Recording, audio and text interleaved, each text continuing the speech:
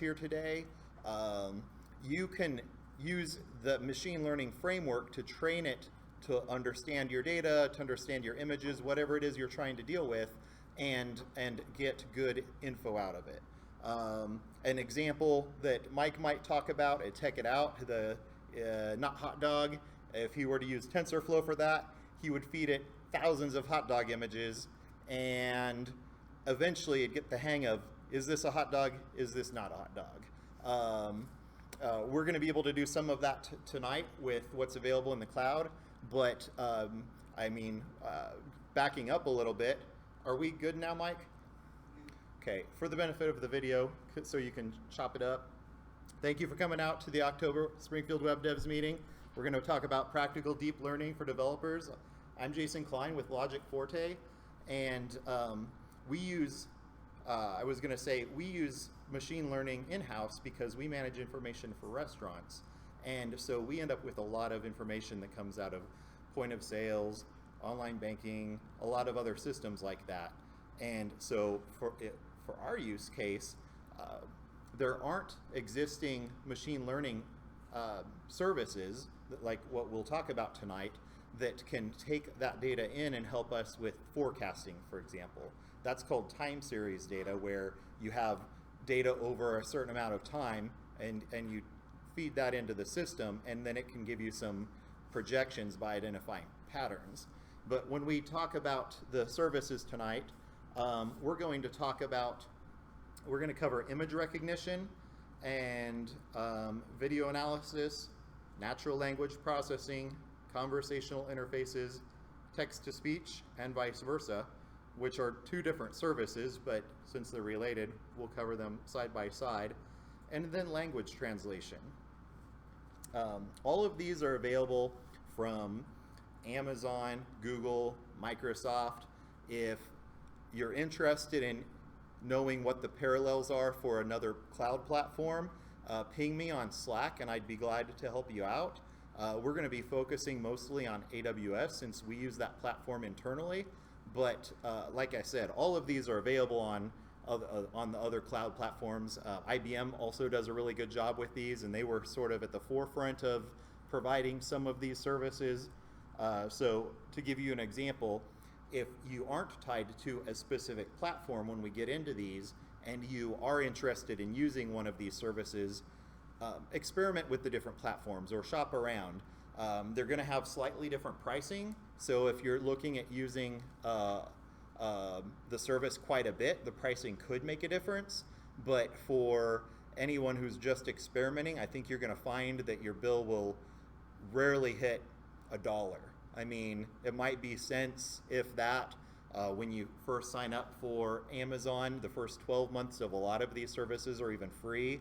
Or if you've been a long-time customer but you've never used these services, in some cases, the first time you ping it starts that 12-month clock. And I believe that's true with the other platforms. But the reason I bring up these differences is, for example, we started using speech-to-text very early on to capture calls and chuck them over to text.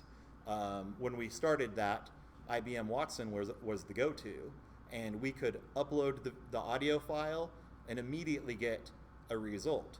And it's crazy to think that we did that 5 or 6 years ago, and we tried to port that setup over to AWS because we're in the AWS ecosystem, and found out that the implementation was so different that it was not going to work real well for that use case. And so we ended up keeping that with IBM. So definitely do look at the different implementations as we cover these. I'm going to show you the AWS version, but be aware that there are some subtle differences.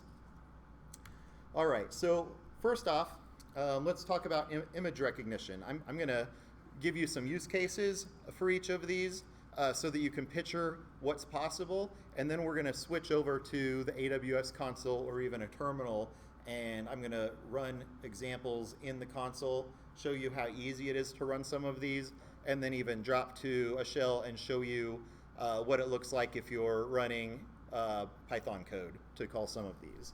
So with image recognition, some of the use cases, you could feed an image to the cloud, and then it would come back and it would tell you what objects are in the image.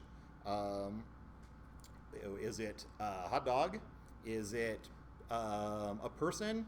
Is it a table? And then scenes. So is it a cityscape? Is it daytime? Is it nighttime? It's pretty impressive how well some of these features work. We'll also look at image moderation, where you don't necessarily have to teach your system how to recognize, is this image appropriate or not? Now, this isn't foolproof, but it does a pretty good job of telling you this person is where there's something in the image where a person is wearing revealing clothing, maybe a bathing suit, or just inappropriate content, so nudity and things like that. And it can figure out a lot of that, and it will score it and tell you how sure it is that's happening. Facial analysis, it can you can feed images and ask, is this person happy? Are they smiling? Is it a male? Is it a female? Celebrity recognition, if you're in the media biz and you have access to 1,000 photos from an event, you can upload all of them and just have it come back and tell you if any of them have someone known or famous in them. So you don't have to do anything to pick up famous people, and that's celebrity, someone in their field. It doesn't necessarily have to be a rock star. They have a database of everything from your actors and actresses and rock stars to journalists to mathematicians and scientists. So when they say celebrity, they mean someone well known, not necessarily someone you'd pick up in the tabloids. Face recognition and comparison. So let's say you upload a picture, those 1,000 pictures, and you want to identify people that are known or just find the same person in multiple pictures. It can do that. It can say, person A shows up in these 10 pictures. And that's also pretty impressive. So it's the same type of tech that you'd see when you upload photos to a social network, and once you've tagged somebody a few times, when you go to tag a new photo, it suggests, is this John? Is this Jane? It's using the same tech for that. And that's available to all of us. And then finally, image text, whether that be images that somebody created that have words that need to be OCR'd, or images that might have photos of signage or license plates. And with that, let's jump around. We're going to look at the object and scene detection first. So let me switch gears here. And remind me as we go if any of these are too small for you.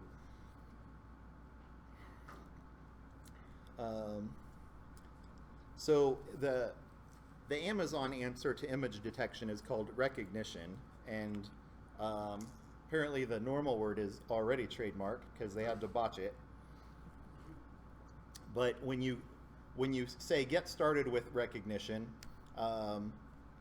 it'll ask you to sign into an AWS account. If you don't already have one, it's really easy to sign up. Like I said, a lot of these are very low or even no cost for the first year. And so I've gone into the Amazon Recognition Console and clicked Try Demo. And I'm showing you this so you can see how to get to these. And so their demo shows a picture, and then it's already analyzed it. And in this case, it shows the tags. So they see a skateboard, a person. You can expand it and see even more things. They recognize there are parking happening, automobiles, a road, a sidewalk. So it's able to pick out a lot of different things from this picture. But for some reason, it focuses on the skateboard. If you click over to another picture that they offer as an example, it recognizes the scene situation. It's a building or a city, and as you scroll down, you can see that they're guessing it's either dusk or dawn. But notice the percentages. If you're implementing some sort of app that's relying on this, you're going to want to stick with the high probability numbers. And let's switch over to something a little more humorous here. I've got a couple examples of pictures that I'm going to share with you, and there's one in particular that I thought was pretty funny. So these are pictures that were downloaded from the Meetup site. Not very high resolution, not very high quality.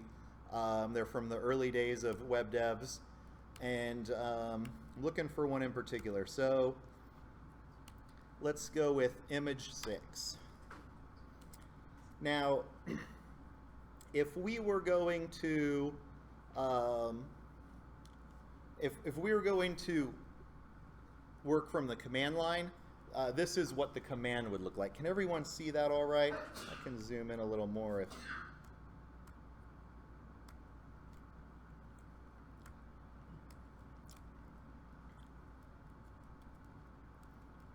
All right.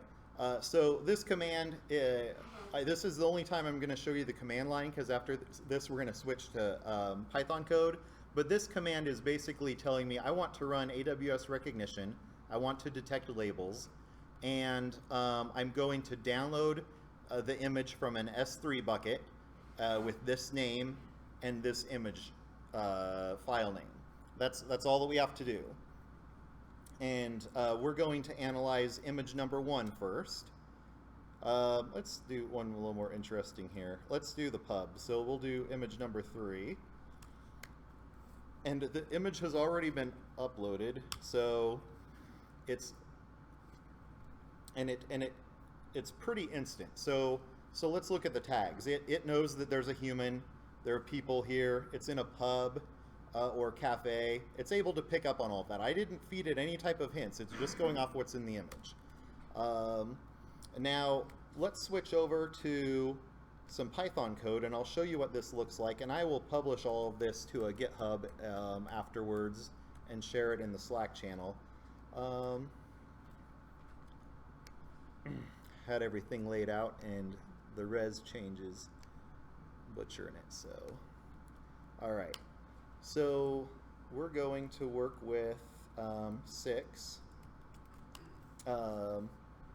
All I'm doing here, this demo name is just the base name of the image, and then that controls what JPEG file name is being downloaded.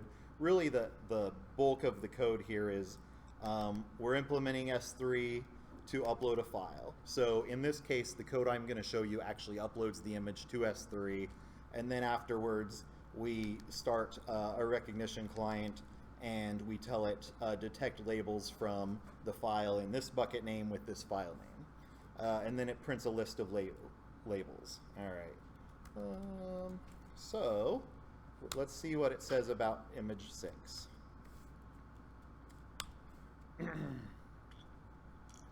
Okay, it's uploading the file to S3, and it's done. So for image 6, which was this one, wonderful picture of Mike presenting at a web dev meeting. Thank you, Mike.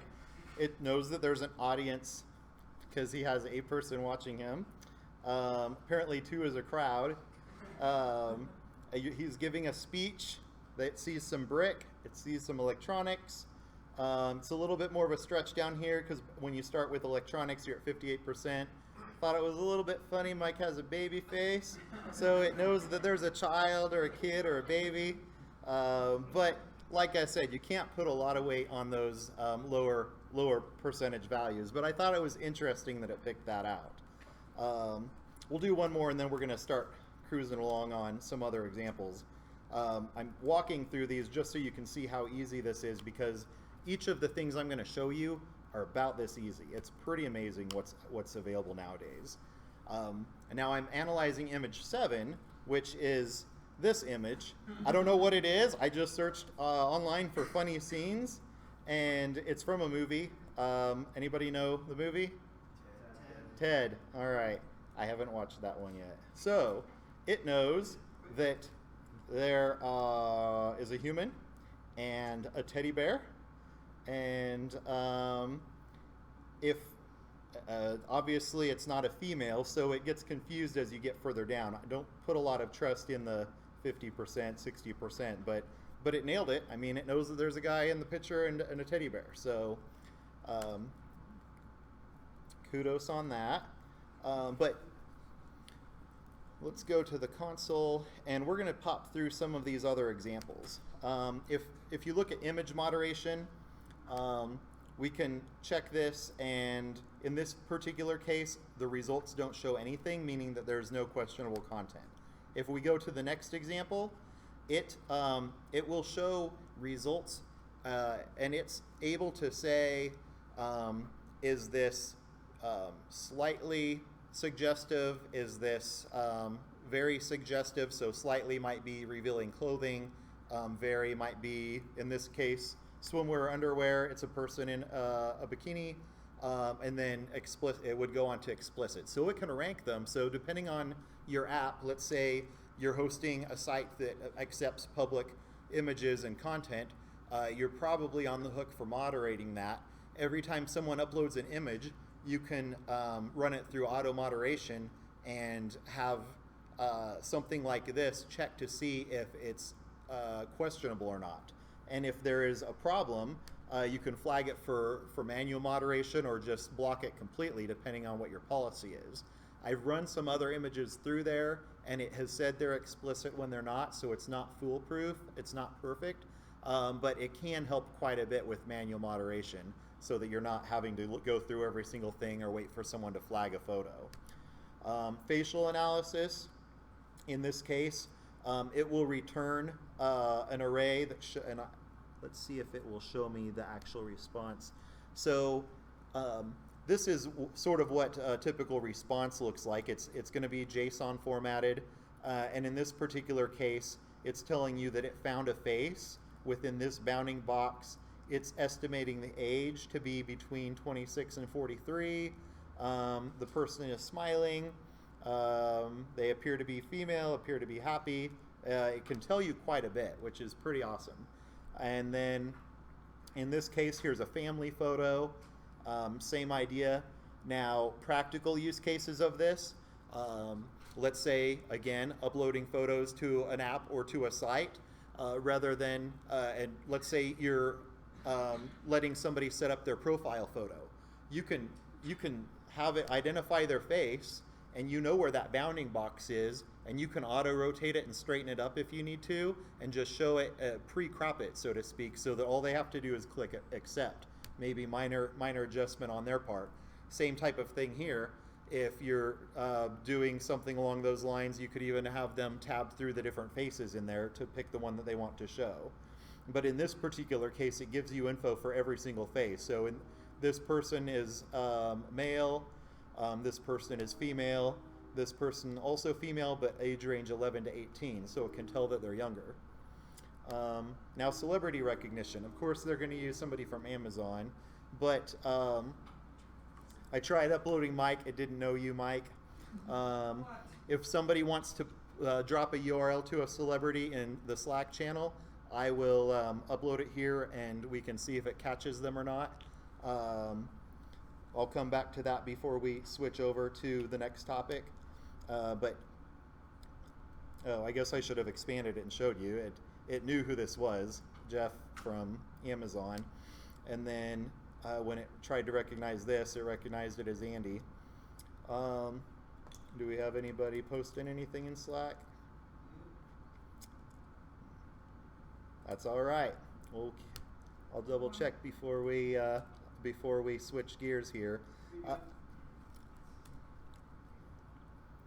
I need a URL. Oh, okay. No, that's fine. I can download that. All right. Let's see if I can figure this out.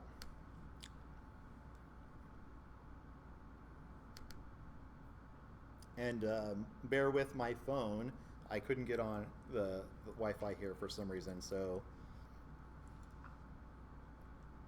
it's suggesting that this is Tom Green. All right. So let's look at face comparison.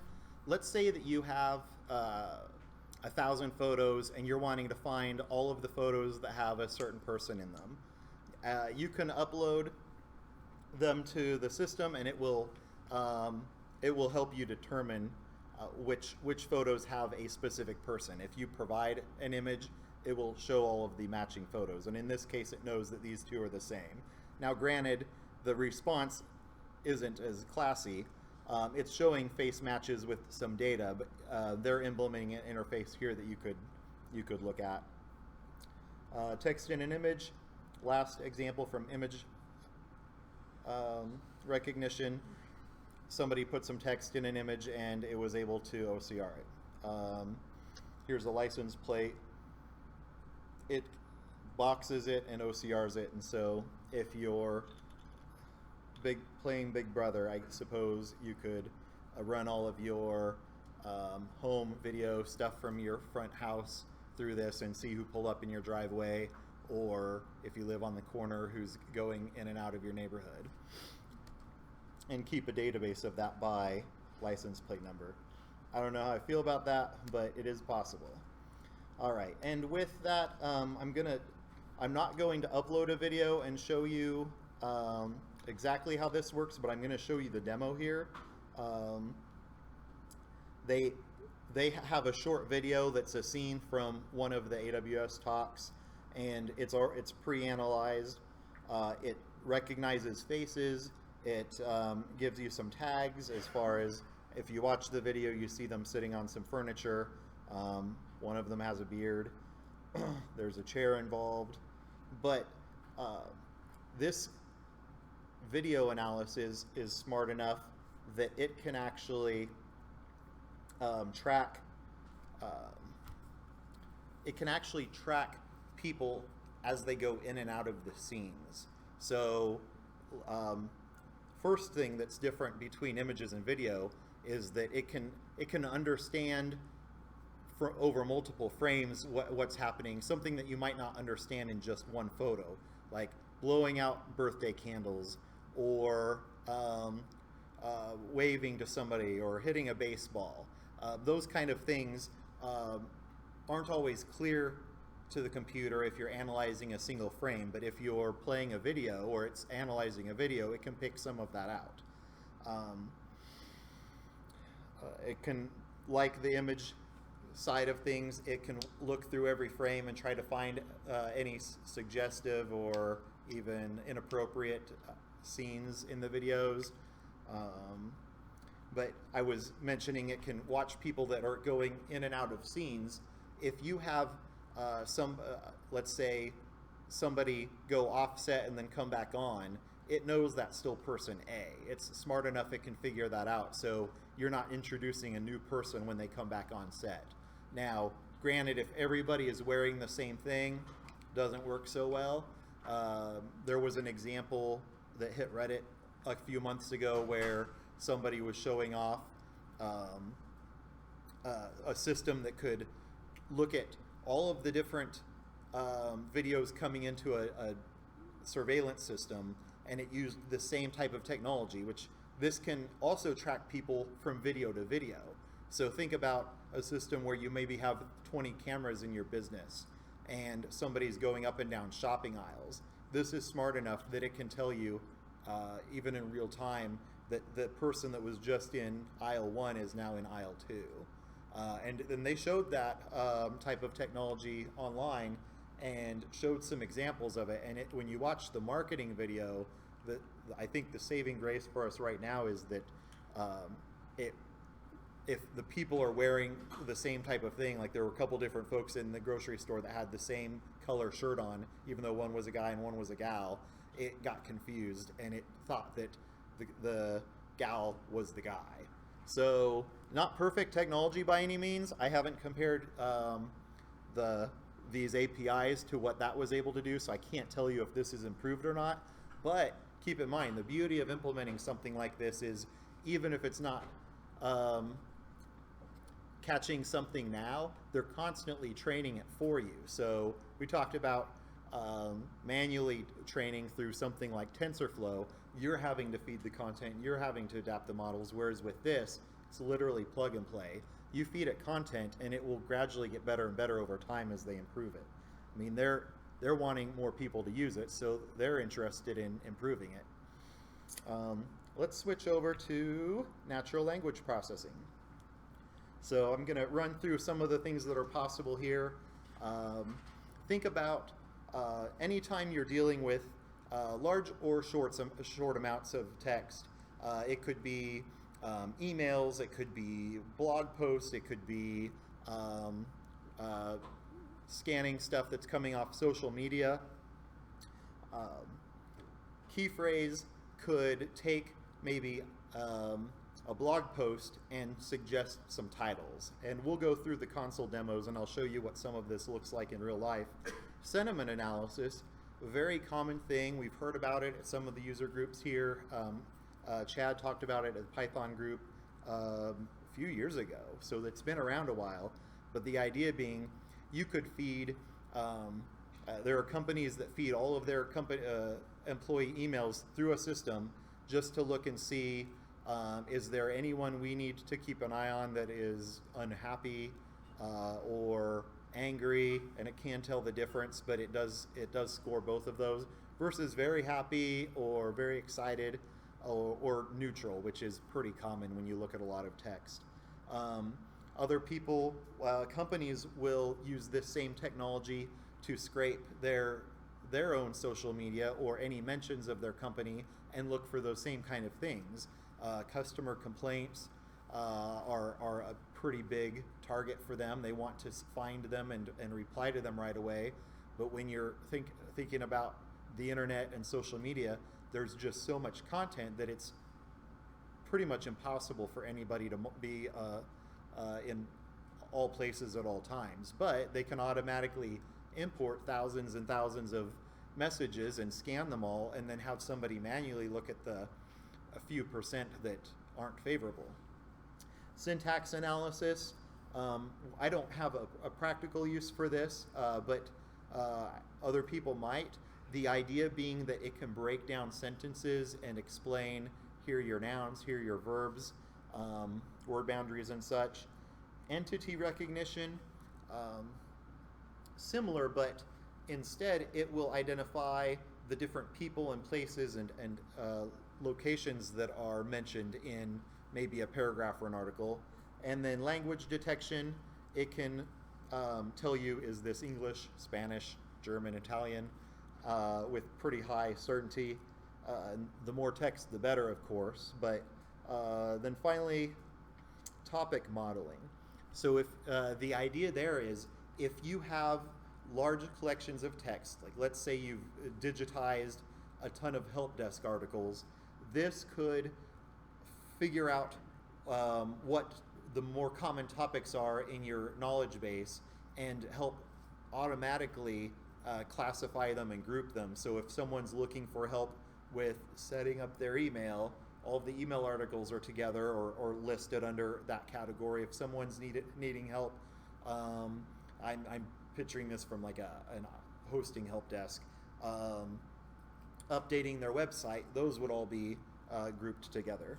So let's look at some of the examples here under natural language processing. AWS calls this their comprehend service. Like I said, most cloud providers are going to have similar options. And when I click try get started with Amazon Comprehend, it takes you from their public facing site into your account and straight to a demo where you can feed it some text and it will analyze it for you. So if we click analyze, it's pretty instantaneous. It had already analyzed it, but I wanted to show you how fast this happens. In the entities case, it recognizes that Amazon is an organization. Boeing was also mentioned. Jeff is a person. It sees a date. So if you're looking for something in particular, like you know that this field should always have a city, it will find the city and tell you this is a location. Key phrases, if you were going to sum this paragraph up in one word, they would suggest Jeff. I was going to say Amazon, but it wasn't ranked by confidence. So for some reason, they're favoring Jeff in this. And then language, it's almost 100% confident that it's English. got that one right. Sentiment, neutral. So we could, if someone wants to post like a happy text or a negative text in the Slack channel, just piggyback off the last post and start a thread so we're not annoying everybody that's not here. I can paste this in and analyze it for you. And then finally, syntax. It breaks down the entire piece into nouns and punctuations and such. So someone might have a good use case for that. Unfortunately, I don't have a need for that, so I'm showing it just to be thorough here. Anyone? Okay, this is great.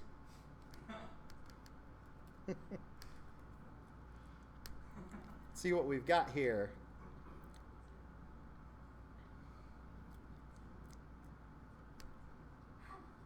Couple and some idiots. It's English. Sentiment. Neutral, 21%, positive, 2%, negative, 72%. So there you go. If that were an email at your company, they'd probably be checking it out to see what's going on. Mm-hmm. So thank you for that example. All right, just making sure we didn't have any more comprehend gold before we moved on. I'm going to keep going for the interest of time here because there are so many other services, and I do want to touch on the rest of them, though it probably won't be in depth here.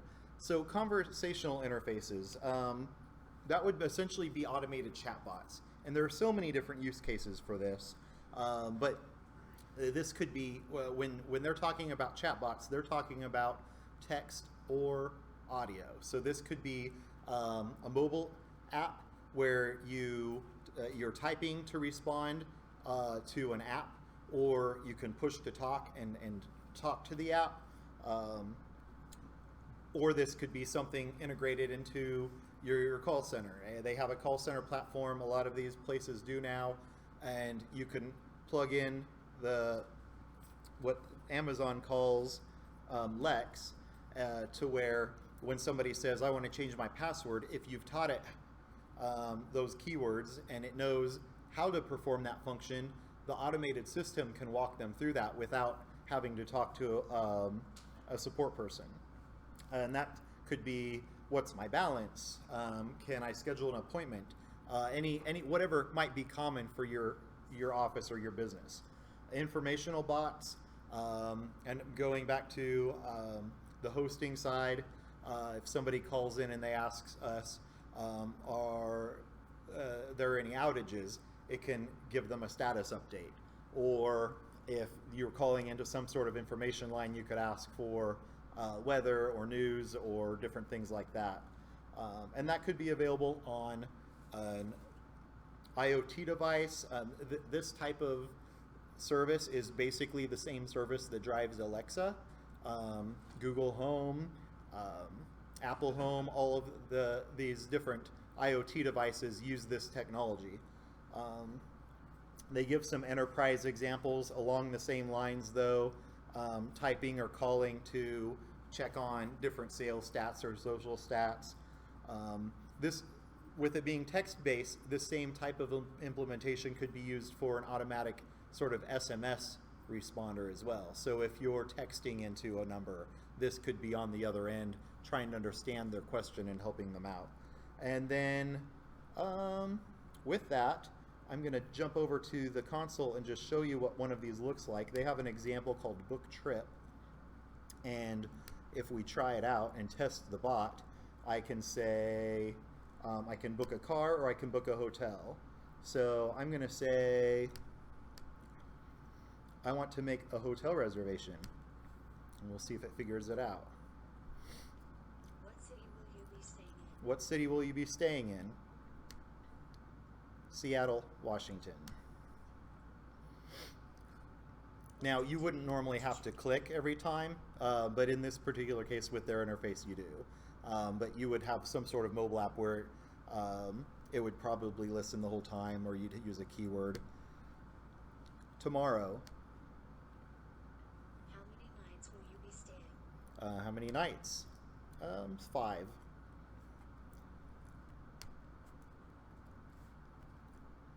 What type of room would you like? What type of room would you like? Deluxe. King.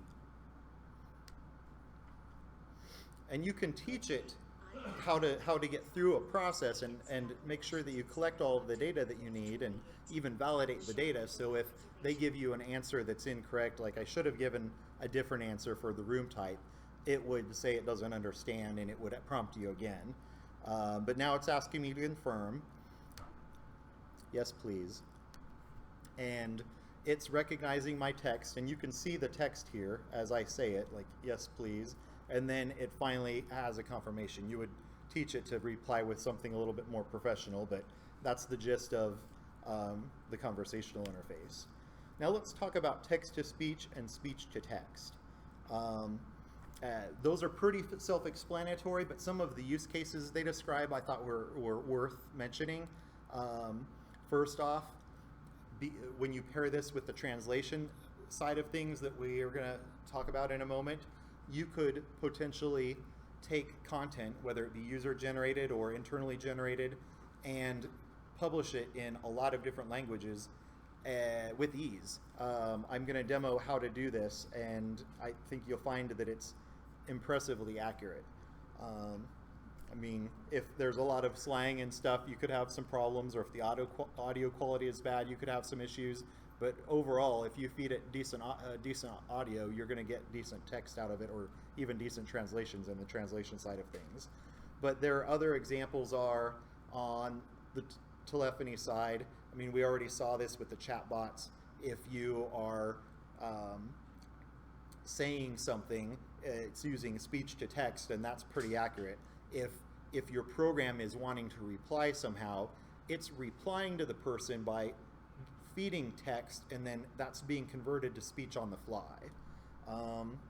The beauty of this is you can automatically generate captions and subtitles. If you've ever uploaded videos to YouTube, you'll see it automatically suggest captioning, same type of tech.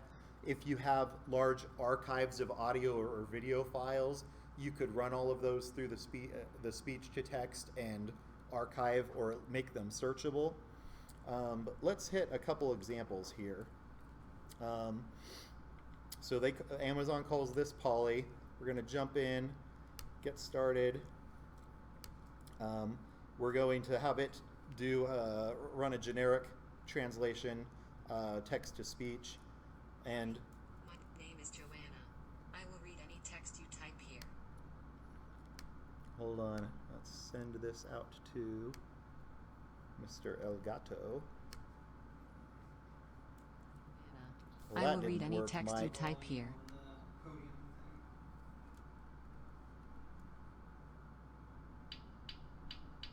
Oh yeah, that's the problem. Good call.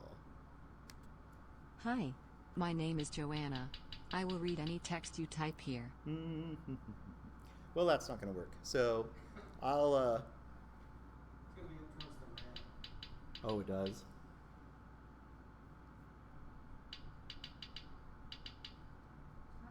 Hi, my name Look is at that, Joanna. he's right. I will read any text you type here. Okay, pretty basic, but they have a lot of different voices. So you can switch to Hi, I'm Matthew.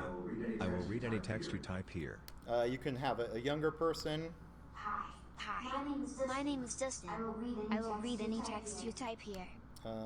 But Hi, my name is Sally.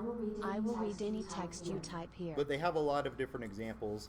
And switching over to the, let's see, speech to text, I fed it a few different examples. Some of them do pretty well, some of them don't.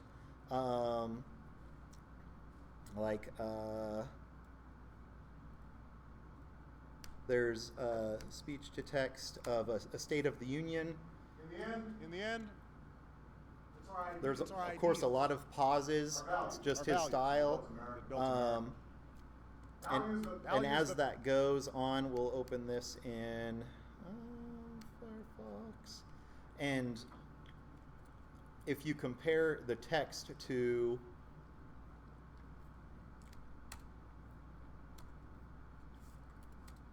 you can sort of In the end- read in the end, along here. It's our ideals. It's our ideals. Our values. Our values. That built America. It is pretty crazy. Values that allowed us to forge a nation made up of immigrants from every corner And it's of the not globe. perfect, like Fortune Nation Values versus that Fortune drive our Nation, citizens. but it overall, Every day, without having you Americans listen to want the their whole thing, I'll responsibilities. let you know it was impressively accurate. There probably is, but I don't know if it. How does it know not to use most of the words in the setup there? Oh, I'm sure it'd be huge. But anyway, let's switch over. So it does a really good job with this. It has the ability to take markup. So I'm going to show just one more example. I don't recall which one I did this in. It wasn't. So I was showing you speech to text. I guess I jumped ahead. Text to speech. I found that same transcript, the actual transcript, and so you've got this text here. This is the original text. And when you run it through the system, you're not going to hear his voice because they don't have his voice. But I'm looking at the code here. I read a transcript file. Just going back to some code to show you, even though we're a lot deeper into this, it's still pretty easy. I went ahead and I added the tags, the Amazon Speak tags and the Auto Breaths tag, meaning that it's not just going to read the text, it's going to add natural pauses to it. And then I also replaced any line feeds and hyphens with breaks, because that's usually how they interpret pauses in a text. And I'll go ahead and, while this is up on the screen, if you can see it okay, I'm going to play what that sounds like when you go the other way from text to speech here. This was produced by In Amazon. the end, it's our ideals, our values that built America. Values that allowed us to forge a nation made up of immigrants from every corner of the globe. Values that drive our citizens still. Every day, Americans meet their responsibilities to their families and their employers. Time and again, they lend a hand to their neighbors and give back to their country. They take pride in their labor and are generous in spirit. These aren't Republican values or Democratic values that they're living. So as it goes on, it's very understandable. It's a lot more pleasant than text-to-speech has been in the past few years, and certainly, in my opinion, an acceptable quality. Now, when you look at the code that I'll publish, you can choose different voices, but really, we're at the end here. It runs a speech synthesis against that text, and then it saves it to an MP3 file, and it's done. So there's not a lot of complicated stuff here. The only thing I'm doing is reading the file in and adding the breaks so that it sounded a little bit better. But otherwise, this is out of the box. With that, I've got a couple more things and we're done. Language translation, pretty self-explanatory.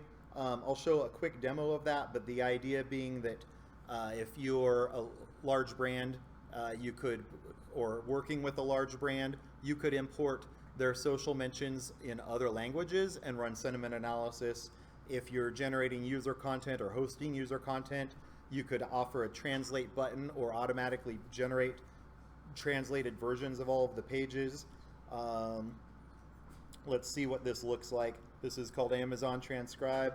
No funky K's or anything like that in there. You can see some of the jobs that I've done. Oh, that's transcribe. Translate. Transcribe is the speech to text. Translate is the language translation. And we can run that real quick. This is the last demo I have. Let's see. We'll take this beauty and we'll translate it from English to Spanish. And I will assume that's the correct Spanish translation.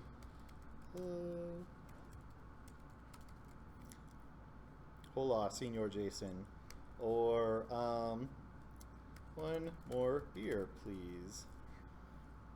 Una cerveza más, por favor. But I know a lot of people say una más cerveza.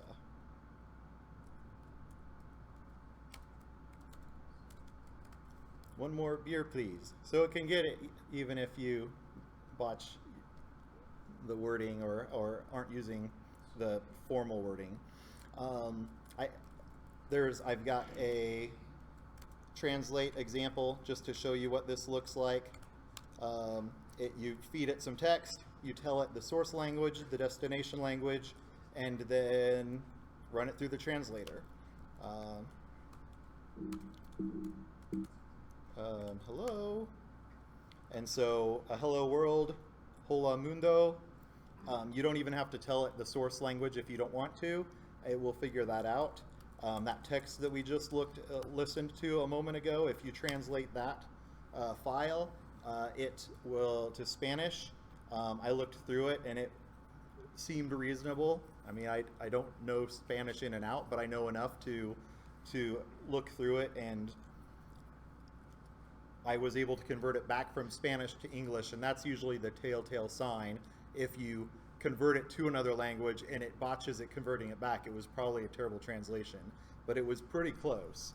So all of this happens super instantly, and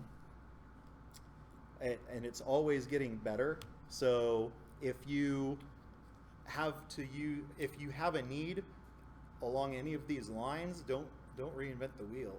I mean, literally, we're talking fractions of a cent per request, and sometimes you have to submit thousands of requests to even add up to a cent. It's just amazing how inexpensive these things are, and I'm just excited to be able to share it with you. Any questions? I know we breezed through some of these at the end pretty quickly, so if you have a lot of questions, I can stick around afterwards to respect everybody's time since it's after 7:30. But yeah, go ahead. The only question I had was, is the charge only per usage, or is there like a year-long? Nope, no upfront fees, no monthly fees. It's a per usage fee. So if you send in a request today and you don't hit it again ever, you probably won't even get a bill, assuming that it's under a cent. Mm-hmm. Yeah. Also, you're talking about how these deep learning systems are learning. Mm-hmm. You're always teaching them, and like that, how are they, how they're being taught? Sure. I mean, is it manual? Does somebody look at errors and go, no, that fix it? Yeah. So how are these systems being taught? Is it manual? Is it automated? It's a little bit of both, from what I understand. Sort of like what I mentioned with the translation. If you translate it one way and you translate it back, you can tell something's wrong, and they have what they call reinforced learning. And so when we talk about training systems, I cover a little bit of this, but the idea being, let's say you have a huge data set of photos, and someone has tagged them all and said, these are pictures of a storefront and these are not. Or these are pictures with a road, or these are not. Does any of that sound familiar? Every time you hit a reCAPTCHA and it's asking you, click on the ones that have a picture of a bridge, this is what's happening behind the scenes. So they end up with a humongous database of photos or whatever it is they're training that has data tags alongside it. And typically what will happen on the training side is they'll split that up into like an 80-20% cut or something, and they'll feed part of the data to the system, and then knowing the answer to the other part, they will then take the results, the trained model, and they'll feed the other 20% and see how often it's right. And if they're getting a low accuracy, they can just tweak the models and do it again. But there isn't usually somebody sitting there clicking puppy, not puppy, not puppy, puppy, or happy puppy, sad puppy, or whatever it is they're trying to figure out. It's usually some sort of mass collected data, which literally, the reason I bring up the capture text, when it's asking you type in these words or type in these numbers or whatever it is having you do, you're basically training models like this when you're doing that.